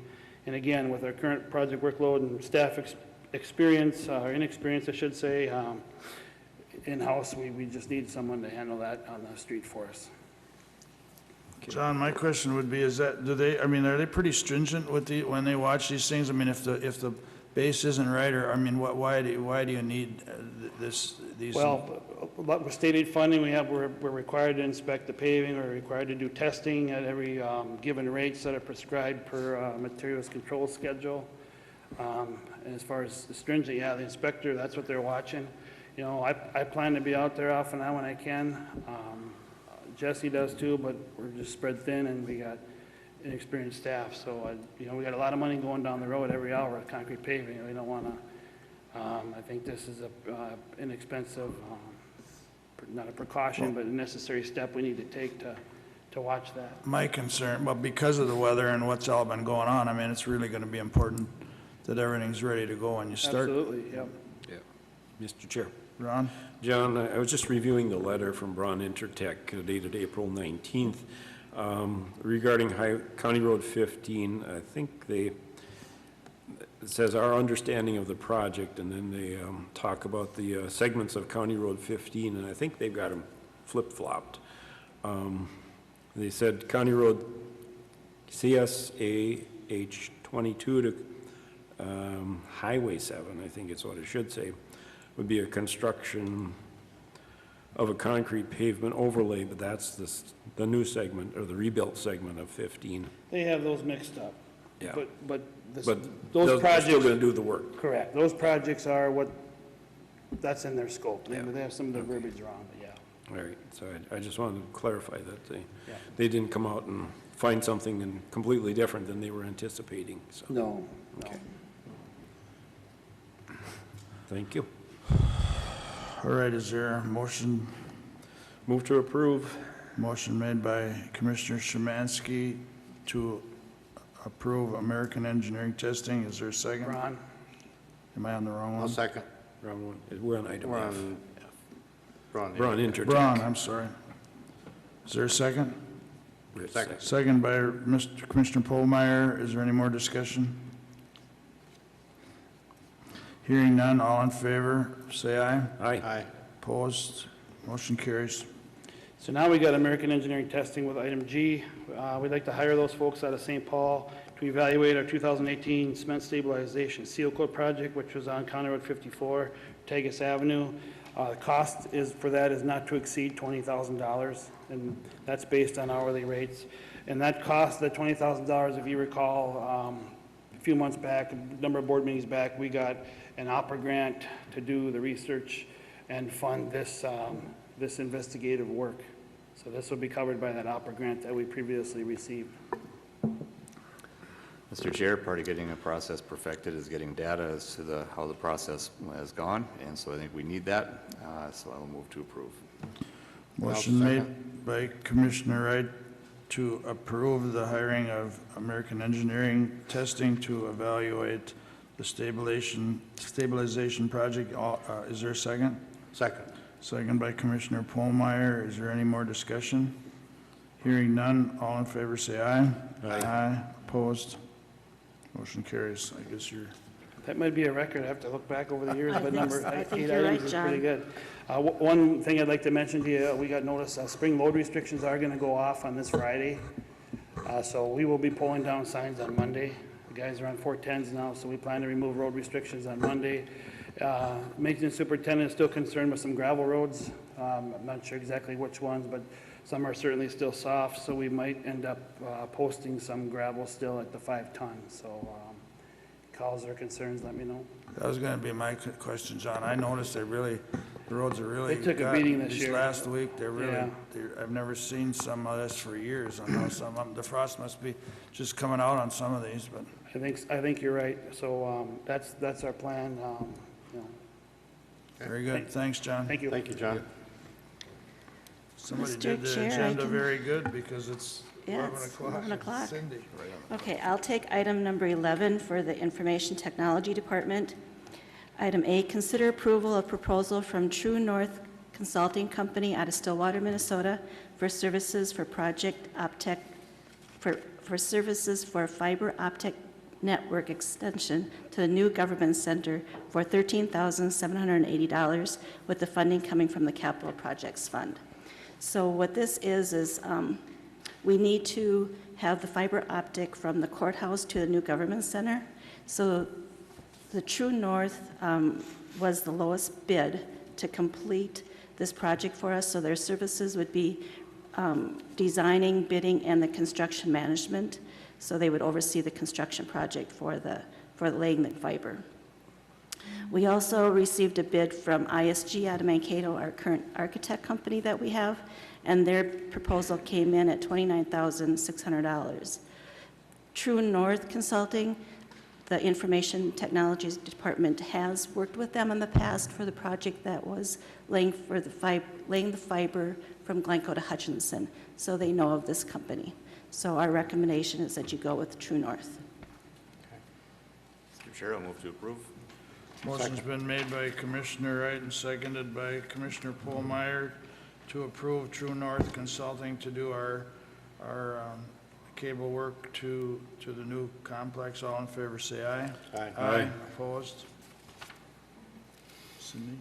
Okay, I'll go into county administration now. Under item A, consider approval of resolution 19 CB 27. This is an additional committee appointment for the Hutchinson Area Joint Planning Board. I'm the commissioner rep on that board. I'll make the motion to approve the appointment. Motion made by Commissioner Wright to approve I'll second that. 19 CB 27, seconded by Commissioner Pohlmeyer to appoint Hutchinson Area Planning Board. All in favor, say aye. Aye. Aye. Opposed?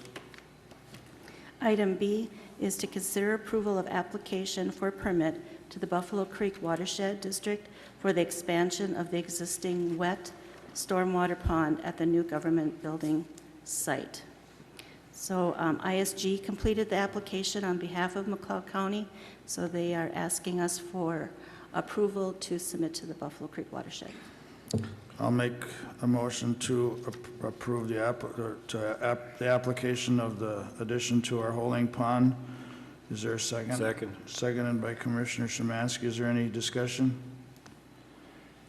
For those that don't know, there's an existing pond at our new government center that needs to be made bigger just to comply with the runoff restrictions that we have. All in favor of the motion, say aye. Aye. Opposed? Motion carries. Mr. Chair, I'm going to turn item C over to the county attorney to talk to you about this. Mr. Young. You have before you an updated position description for the McLeod County Administrator. We would ask that you approve that and that you approve posting for that position from May 8th through June 17th.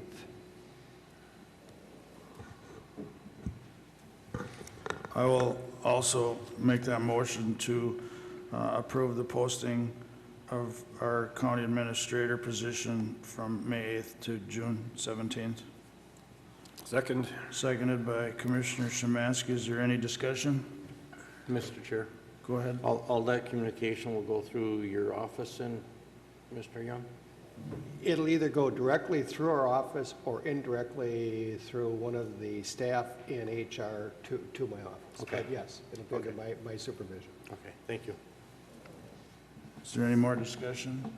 Hearing none, all in favor of the motion, say aye. Aye. All opposed? Motion carries.